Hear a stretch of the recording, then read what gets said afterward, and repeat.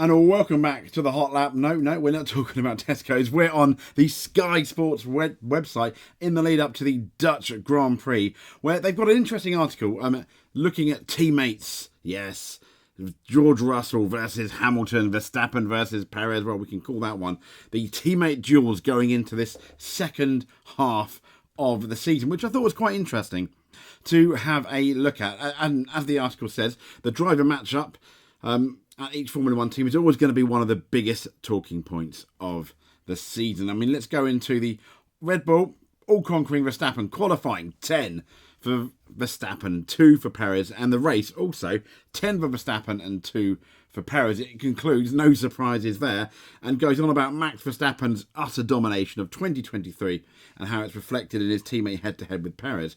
It said the score reads 8-0 to the runaway title lead in both qualifying and the Grand Prix since Perez's last win in Azerbaijan back in April, with the Mexicans' early season hopes to mount a title challenge undone by a succession of qualifying disappointments amid his teammates' relentless front-running form.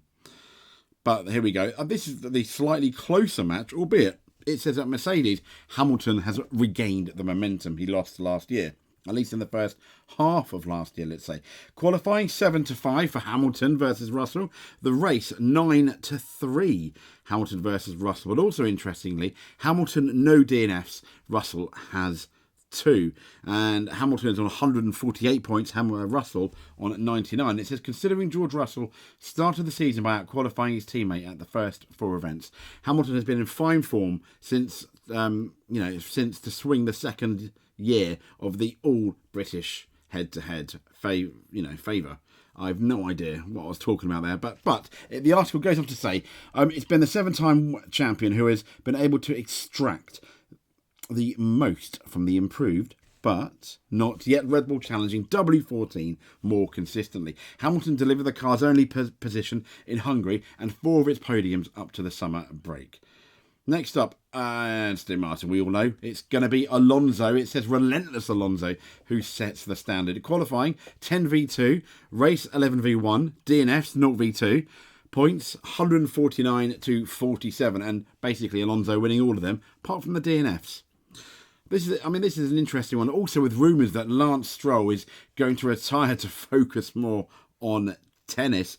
But it says not for the first time in his long career, Alonso is setting a high bar in the battle against his teammate. He says Stroll is the latest driver to experience the relentlessness of the 2-time champion, with the podium achieving form that Aston Martin displayed in the season's early months, very much reflecting well on Alonso. Ironically, it was only really the Spaniard's home event at Barcelona in June when Stroll had the upper hand for most of the weekend. So, I mean you look at these 3 teams. Perez, yes, absolutely, is going to beat Verstappen, without a shadow of a doubt. I think Hamilton and Russell is going to be closer. I think at the moment you'd have to give the edge to Lewis Hamilton because he's got the edge there. And also with the rumours that the development of the car has favoured Lewis. As it says, people suspected it did last year. But then again, we're talking about a 7-time world champion. And obviously, Lance Stroll versus Alonso. Alonso. Definitely. But here's the interesting one. Leclerc back ahead, despite Sainz's consistency. Yes. Let's look at the Ferrari. So we've got qualifying. Leclerc 8 versus Sainz 4. The race, 7v5. DNFs. Leclerc 2 versus 1 for Sainz. And 99 versus 92 points. Leclerc leading, but not by much. And it says, obviously this year, the article says, is not proving the season Ferrari envisaged. So the battle to be top dog from weekend to weekend hasn't often counted for much. It says despite a tough start to the season with retirements from the 2 of the opening 3 rounds, it's Charles Leclerc who is fought back in the lead in these key metrics. Although Sainz continues to put a decent fight against one of the sport's outright fastest drivers over a single lap. I think this could be one of the closest ones. And I do think though Leclerc will have the edge also because I think emotionally the team is more Leclerc than Sainz, and I think that makes a big difference and enough to swing it. McLaren, Norris, but it says Norris still leading the charge. Yep, qualifying 10 versus 2 for Pierre for Norris, 2 for Piastri, 9 versus 3, Norris on 9, Piastri on 3. DNFs, Norris has got 0, Piastri's 2, and points 69 to 34. Pretty much almost doubling Norris there, Piastri's points. But Lando Norris continues to set the standard at McLaren. He said, with the 23-year-old's well-established speed and underrated consistency, a high bar for Piastri to try and emulate. But he says, Piastri is faring pretty well, particularly recently following McLaren's big jump in form and qualified in and around Norris in the 3 rounds before the break. Piastri started ahead for both the sprint and the GP in Belgium, although the latter ended in the first corner. But Piastri has got closer and closer to Norris. I think this fight could be closer in the end than even the Ferrari one. I think Piastri is showing he is very, very good. Alpine here, 2023, closest duel, qualifying 6 and 6 for both Oscar and Gasly. The race 5 for Ocon, 4 v Gasly with an asterisk.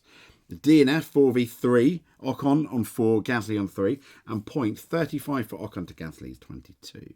It says expectations that the arrival of countryman Pierre Gasly next to Esteban Ocon would produce a closely matched driver contest at Alpine have been vindicated, it said. Now, while the performance of the 2023 car has fallen short of expectations and indeed prompted all manner of recent upheaval behind the scenes, the all-French pairing has generally performed solidly. Who's going to win this one? I will probably give it to Ocon, but Ocon because I think he knows the team better, but I do feel they're very, very close in ability, these two.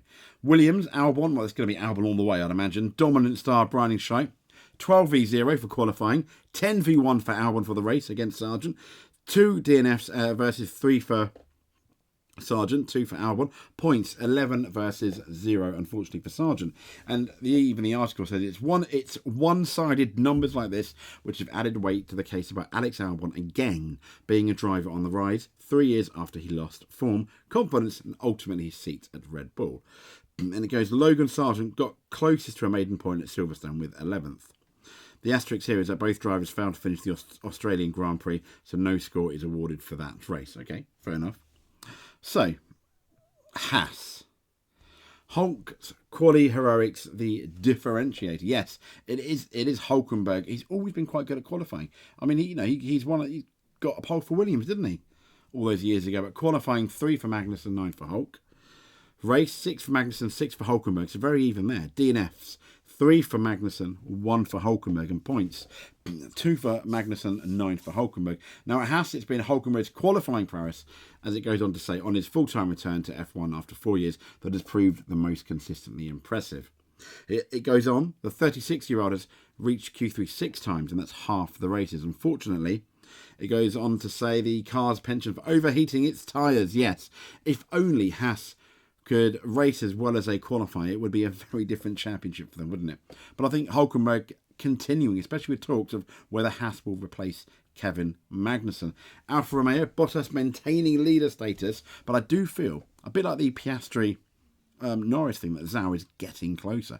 I mean, qualifying 8-4 in Bottas' favour. The race, Bottas on 8, Zhou on 4. DNF 0 and 1 for Zhou, no for Bottas.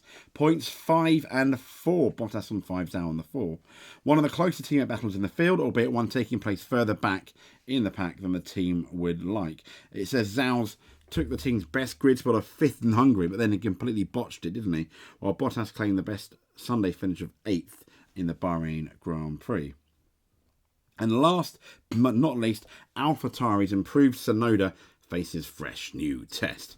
So it's you can't really compare this, really, can you? It was 1-1 for Tsunoda and Ricciardo in the race. It's also 1-1, but Tsunoda dominated De Vries 8-2 in the race, also 8-2, just like qualifying. DNF, De Vries had 2 points. Well, Tsunoda's got 3 and none for Ricciardo, none for De Vries.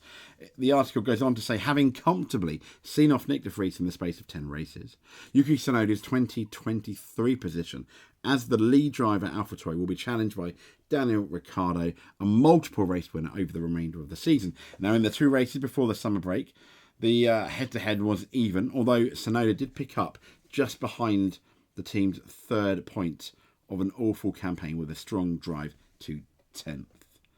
So who is going to win the teammate wars? It's going to be interesting. For that one, I'm going to throw my neck out and go Ricciardo at AlphaTauri. So there we go. There is our teammate awards going into. As I'm making you sick as I'm scrolling. There you go. Whoosh from Tesco. There's our teammate awards going into the Dutch Grand Prix. Next up, tomorrow, we are going to have our official Dutch Grand Prix preview. This has been the Hot Lap. I'll speak to you soon.